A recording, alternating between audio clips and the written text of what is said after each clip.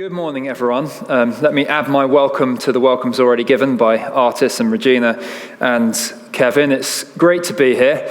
I just got back from travelling for the holiday season yesterday. I'm sure a number of us have been away, but it's great to be back and great to be here with you at Charles River. And I'd also like to just build on what Kevin said and say it's great to have the children in the service as well this morning. One thing which is absolutely abundantly clear from Jesus in the scriptures is that his church is a place where children are very, very welcome. So if there is a little bit of noise this morning, we do understand that. Children are very welcome, and we're very, very happy to have them. So as Kevin said, my name is Will, and I am one of the elders here at Charles River Church. I started coming to Charles River just about 5.5 years ago. My wife and I turned up in August 2018. We were here for 2 years, and we had 2 children at the time. We're now 5.5 years into that 2-year stay and now have 4 children. So I think my life story over the last few years fits well with the theme that I want to talk about this morning, which is the theme of plans. It's fair to say that when we moved to Boston, we were a little bit nervous about what we might find. I was concerned, was this really the right move for my career? Neither my wife nor I had ever actually been to Boston before. I'd never even been to the East Coast before. But I think that although our plans have changed completely since we've been here, I think my wife and I will both say that the Lord knew what he was doing, and that his bringing us to Boston has been one of the very best things that has ever happened to us. So today is New Year's Eve, in case you missed that memo. Today's the 31st of December. Tomorrow will be a new year. And the new year is a time when we often like to think about plans. I don't know what 2024 will hold for you. I don't know what you're hoping that 2024 might hold for you. But what I want to talk to you about this morning is God's plans and what he has planned for all of us, for our lives, and for us to think about how his plans for us should shape our plans for the year ahead. I'm going to be reading in a moment a few verses from Matthew's Gospel. And in many ways, Matthew is a gospel about plans, because Matthew is very, very clear that the events of the Christmas story, which we've been reading about over the last few weeks as we've been going through the Christmas season, Matthew is very, very clear that those events are all part of God's plan. The way Matthew tells the Christmas story is he'll give us a little bit of the narrative, and then he'll say, this happened in order to fulfill what was written in the Old Testament. He tells us Jesus was born to a virgin. This happened to fulfill a prophecy in the Old Testament. He tells us Jesus was born in Bethlehem. This happened to fulfill what was written in the Old Testament. And the reason why the Old Testament could predict the events of the Christmas story hundreds of years before they actually happened is because they were all part of God's plans. The Old Testament tells us the events of the Christmas story hundreds of years before they actually take place, because God already had planned the events that would happen. Now, as I was preparing this message today, I was thinking about that, and I realized that can raise quite a few questions, particularly when we come to some of the verses that we will be looking at this morning. I want to acknowledge that, but I also want to say that I have a terrible habit of going over time whenever I speak, and also with the children here this morning, I really want to try to avoid doing that. So I don't have time to deal with all the questions that may come up from these verses. But if you do have questions about what it means for God to have planned some of these events in advance, please do come and speak to me or speak to a Christian friend or another Christian leader about them, because they are good questions and important questions.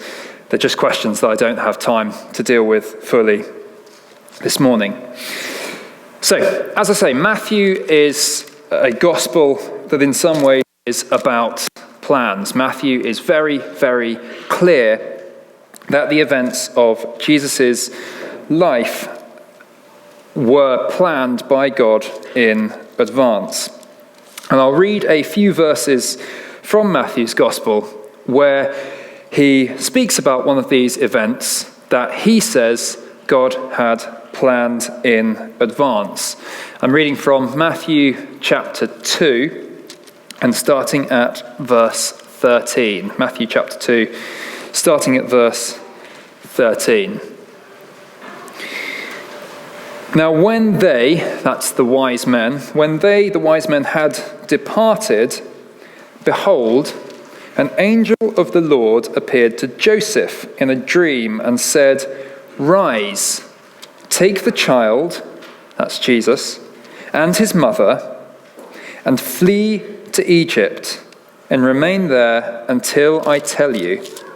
For Herod is about to search for the child to destroy him."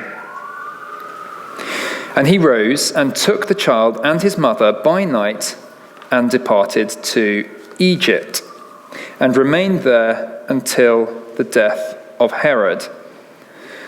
This was to fulfill what the Lord had spoken by the prophet, "Out of Egypt I called my son." So there you see that formula at the end. This was to fulfill what the Lord had spoken by the prophet. "Out of Egypt I called my son."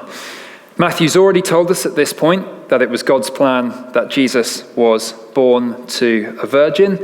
He's already told us that it was God's plan that Jesus was born in Bethlehem. And now he tells us that it was God's plan that Jesus went down into Egypt and came up out of Egypt. Now, to understand what Matthew is getting at here, we need to know that when Matthew wrote his gospel, he had a very specific audience in mind. Matthew is writing his gospel for a Jewish audience. He's writing to people who were Jews. That means that they were the descendants of the Old Testament nation of Israel. And when you're a specific group of people from a specific time in a specific place, there are certain things that you just understand. As I said, have been in Boston for 5.5 years. I've learned a few things about what it means to be from Boston in that time. For example, if you're from Boston, you just understand that the word Dunkin' is generally considered to be a good thing, whereas the word Yankees is generally considered to be a bad thing. I have to say, I'm basing my understanding of Boston on Kevin, who tells me that Dunkin's the best place to go for coffee, which I'm still not convinced of, but hey, there we go. But there are things that we understand in Boston today because we are from Boston, because we live in Boston, things we just instantly get. Matthew doesn't mention Dunkin' or the Yankees, and he has a very different understanding of the word wicked to what we do in Boston today. However, there are things that he says that would have made the ears of his original readers prick up, things that they would have said, hey, that's kind of a little bit crazy. And the verse that he quotes here, "Out of Egypt I called my son," is one of those moments that his readers would have been thinking, hey, what's going on here? Because they were Jewish people, because they were descendants of the Old Testament people of Israel, hearing this verse would have had a very particular meaning for them. As the descendants of the Old Testament people of Israel, they would have known the Old Testament. They would have known the book of Hosea that this verse is taken from. And when they heard this verse, I expect what they would have been thinking was, hang on a second, that verse, as far as we understand it, is not a prophecy.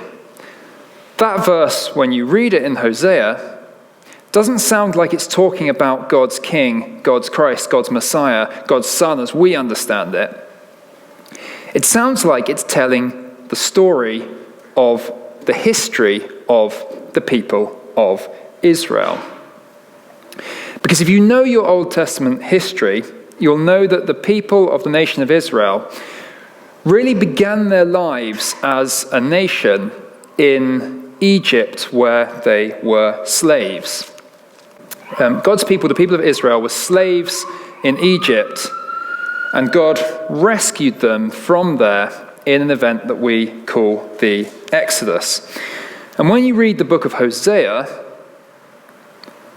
that's the story that it sounds like he's talking about. It sounds like he is telling the history where the people of Israel came up out of Egypt. It doesn't read naturally like a prophecy.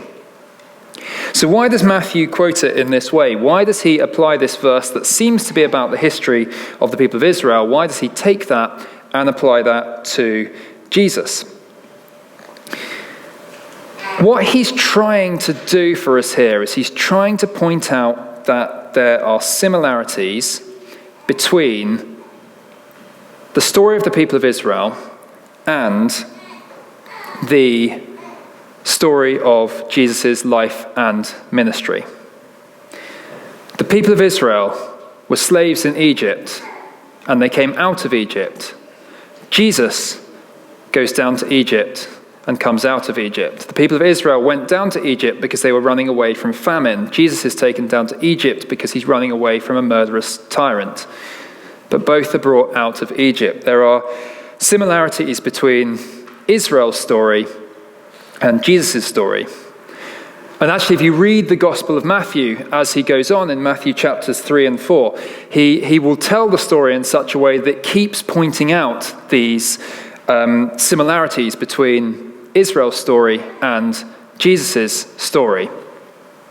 So when the people of Israel come out of Egypt, they pass through the Red Sea and they go into the desert where they stay for 40 years.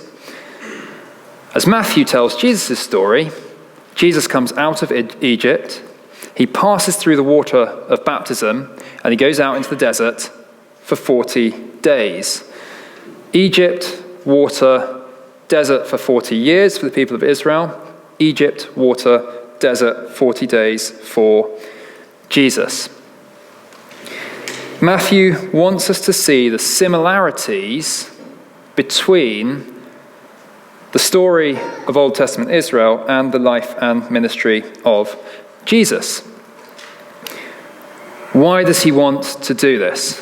Why does he want to make this point about similarity? Because you see, similarity doesn't necessarily have to mean something. Things can be similar to something else without that actually necessarily having any point behind it. So why does he do this? Let me give you an example. So I'm imagining that most people in this room have heard of a guy by the name of Tom Brady. He was quite famous around here for a few years. Many people would consider him to be the greatest football player of all time.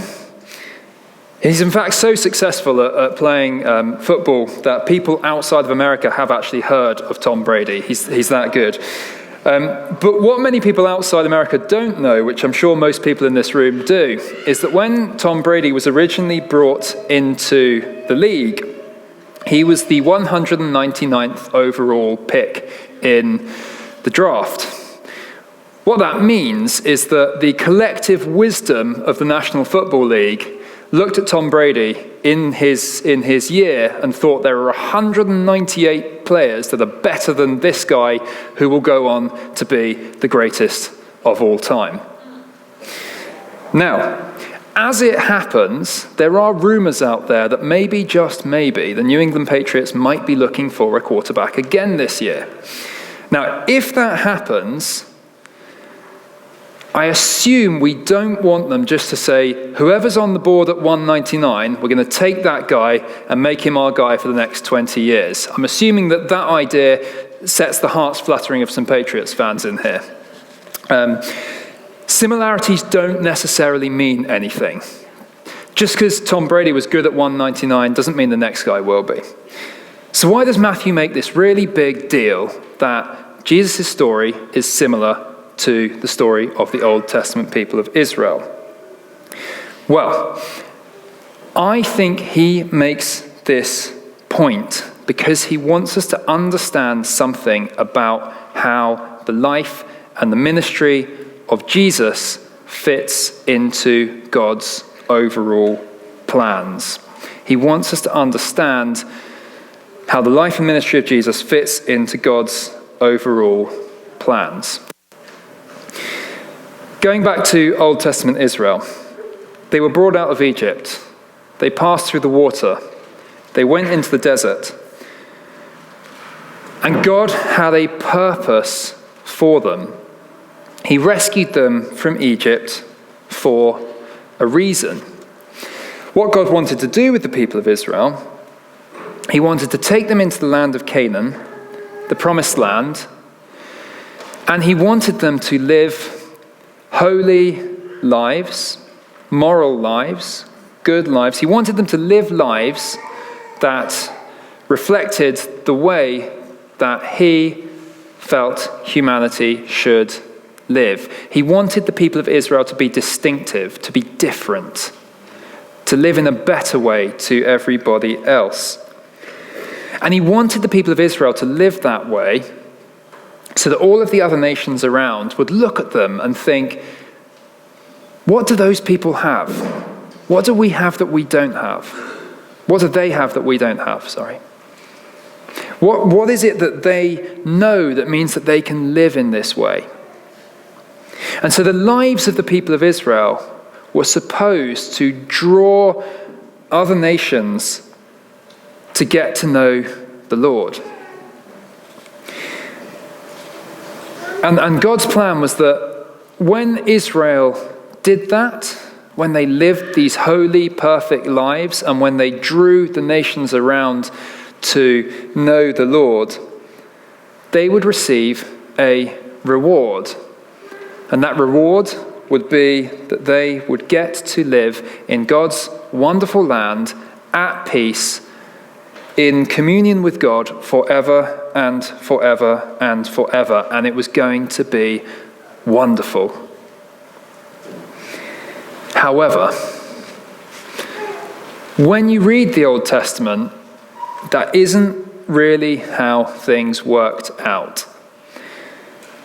And the reason it didn't work out that way is because the people of Israel did not live holy lives. They didn't live the kind of lives that God told them to live. In fact, they were pretty abysmal, rotten sinners. Take one example. Take David. King David. Perhaps the greatest king that Israel in the Old Testament ever had.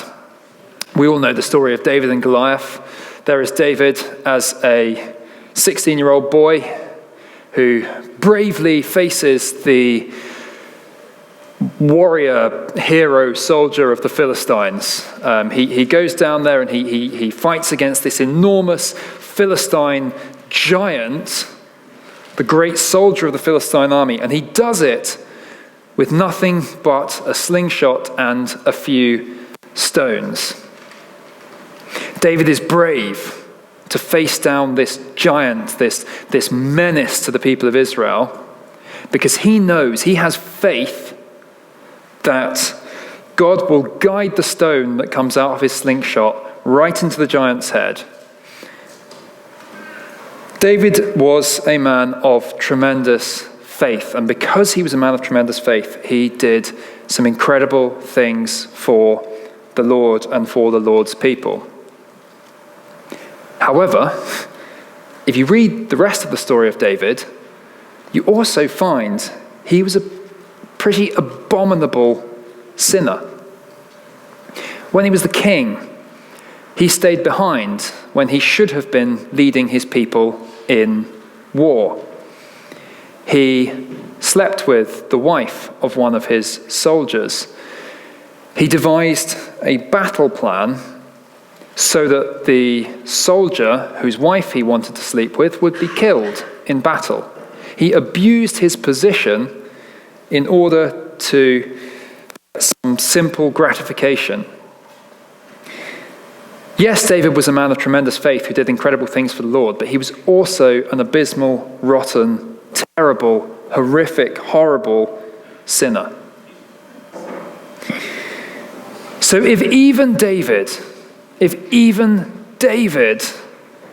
cannot live the kind of life that the people of God were supposed to live, then who can?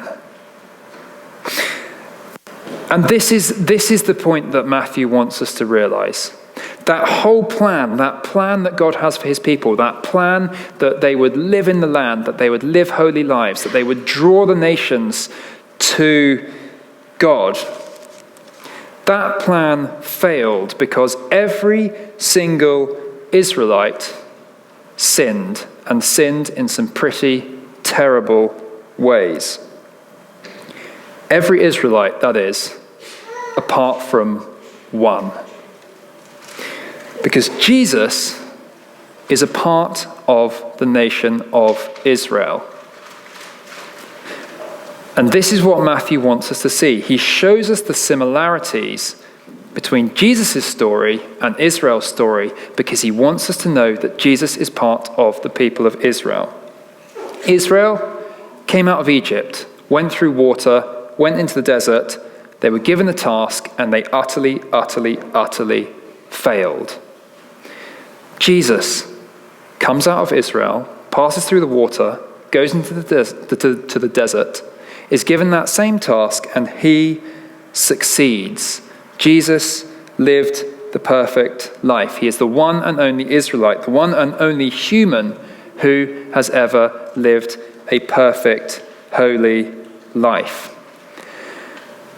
And what that means is that Jesus and Jesus alone is worthy to receive the reward that God had for his people.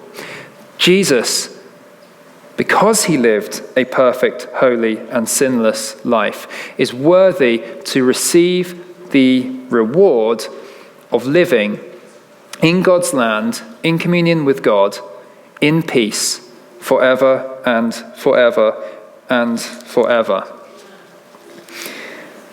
And the good news is this. Jesus doesn't just take that reward for himself. He takes that reward and he wants to share it with all of us.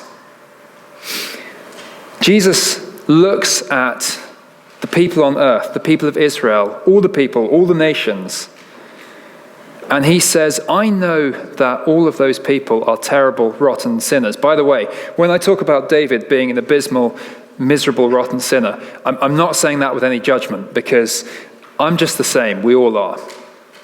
And Jesus looks at that and he knows that, and he sees us and he says, look, these people, you are not worthy of the reward that God had planned for you. You are worthy only of punishment for your sins. But I want to take that punishment in your place, and I want to share the reward that I have won with you. And so when I'm talking about plans this morning, here's the thing that Matthew wants us to realize, that I want us to realize from Matthew's gospel this morning. God's plan for his people is to graciously give us what we don't deserve. He wants us to share in the reward that Jesus earned that we do not deserve. Graciously, lovingly, forgivingly, he wants to give us the opportunity to live with him, not in the land of Canaan, but in the new heavens and the new earth, at peace with him forever and forever and forever.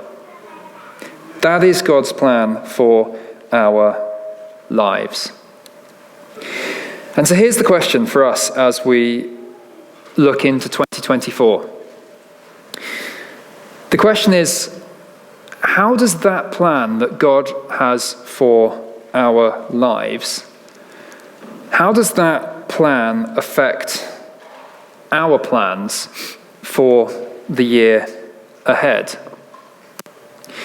Because I've been in Boston, as I said, for 5.5 years, and one thing that I've found about Boston is it's a great place to live, but it's also a place where it's really, really easy to get distracted by everything that's going on around us in the here and now, and to lose sight of God's plan for our lives. Boston is a place where people come to study. Boston is a place where people come to work hard. People come here for great jobs. People come here because they want to get ahead in their careers. And none of those things are bad things at all.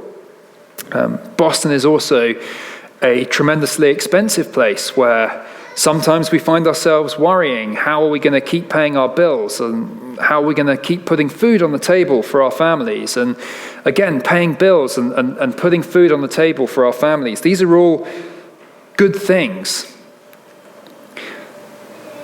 But there is a danger with all of these things. And that danger is that they distract us and they tell us that the only thing that matters is being comfortable in the here and the now, today, here in Boston. Maybe this year you're thinking, I want to get a new job. I want to move up in my career. And that's not a bad ambition. But ask yourself, why do I want to do that? Is it just so I can earn more money, so I can have a bigger house, so I can be comfortable, so I can buy more stuff, so I can enjoy my life here and now, because here and now is all there is? Has the life that we live here in Boston today distracted us from God's plan for our lives? Because his plan is so much bigger than the good things that we can have today.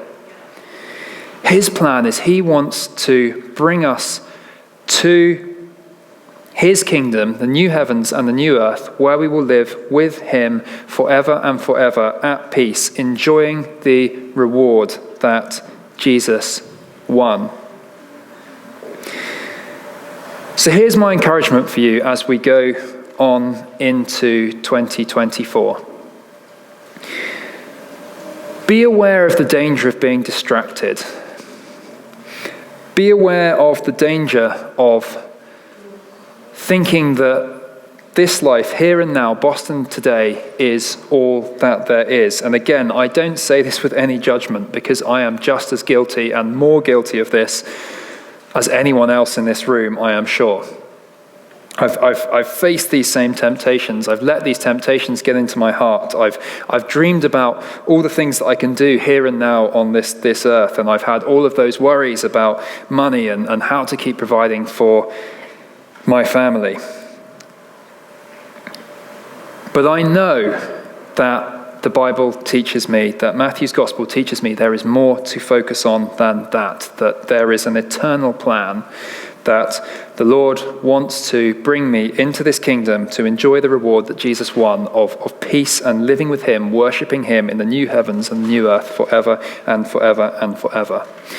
So I encourage you as you look into 2024, speak to a friend, speak to a spouse, speak to a Christian brother or sister, and ask each other that question. How does God's eternal plan for my life as a Christian believer, how does that affect what I'm planning for 2024? How can I align my plans for 2024 with that ultimate plan that the Lord wants for my life? And if I can say one more thing as well, maybe you're sitting here this morning and you don't trust in the Lord's ultimate plan for your life. Maybe you're sitting here this morning and you've never put your faith in the Lord Jesus Christ. Maybe you don't believe that what I'm saying is true. Maybe you don't believe that there is a new heavens and a new earth, and you don't believe that Jesus' life had any significance beyond what happened when he was here on this earth. Well, if that is you, I invite you to consider this. What are you looking to bring satisfaction to your life? Because my experience, and I could be wrong, but my experience is the things we dream about, buying our first home, getting married, having children, getting the next job, going on great trips. These are all really good things, but we get these things, and then we pretty quickly find ourselves dissatisfied and thinking, right, what's next? We get back from one trip and we find ourselves planning the next one. Or we move into our dream house and then we start seeing all the things that are wrong with it, and we start thinking about where we want to move to next. So we get the next job and we enjoy it for a bit, but it doesn't bring the satisfaction we thought, and we start looking elsewhere. I believe, and as I say, I could be wrong, I believe that until we put our faith in Jesus to bring us to the new heavens and the new earth where we will live with God forever and ever, until we know that that is our destiny, I believe that we will always be restless, looking for the next thing to bring us satisfaction, and the next thing to bring us satisfaction, and the next thing to bring us satisfaction. A few chapters later in Matthew's Gospel, Jesus will say in Matthew chapter 11 and verse 28, Matthew will say, "Come to me, all who labor and are heavy laden, and I will give you rest." I believe he can say that because he knows what our souls really need. He knows that we need more than the next job, the next house, the next relationship. He knows that what our souls need is eternal rest, peace with God, knowing that we are on our way to God's kingdom, the new heavens and the new earth, because of what Jesus has done. So if you've never put your faith in him, I invite you to consider that this morning. And I'm really happy to talk further about that with you at another time. And if you have put your faith in Jesus, and as I say, as we go into 2024, ask yourself that question. How does God's plan for eternity affect what I am planning for the year ahead? Let's pray.